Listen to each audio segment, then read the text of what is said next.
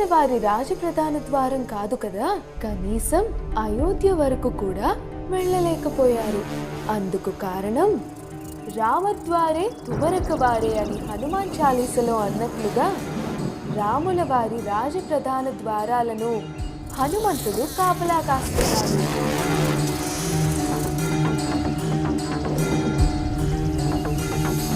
రాముల వారిని తీసుకెళ్లాలంటే హనుమంతుల వారిని కాపలా కార్యం నుంచి తప్పించాలి. దానికోసమని రాముల వారు ఒక ఆలోచన చేశారు. తన చేతికున్న ఉంగరాన్ని తీసి నేలలో ఉన్న ఒక చిన్న పగులలో జారవిడిచాడు. హనుమంతుల వారిని పిలిచి, హనుమా, నా ఉంగరం ఈ పగులలో పడిపోయింది, నువ్వు దాన్ని తీసుకొనిరా అని ఆజ్ఞాపించాడు.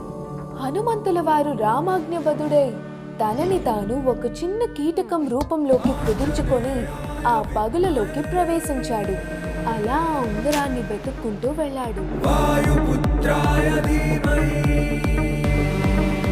తీరా చూస్తే ఆ పగులు చిన్న పగులు కాదు,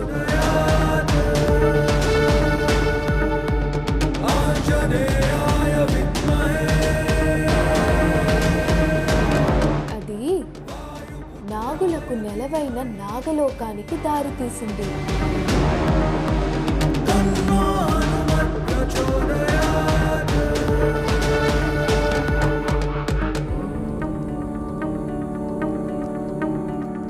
నాగరాజైన వాసుకిని హనుమంతుడు కలిసి తను వచ్చిన పని చెప్పాడు. ఆ ఉంగరాల కొండ ఎంత పెద్దగా ఉందంటే అందులో రాముల వారి ఉంగరం దొరకడం అసాధ్యం. కానీ ఆశ్చర్యంగా ఆయన తీసిన మొదటి ఉంగరమే రాముల వారి ఉంగరం అయ్యింది.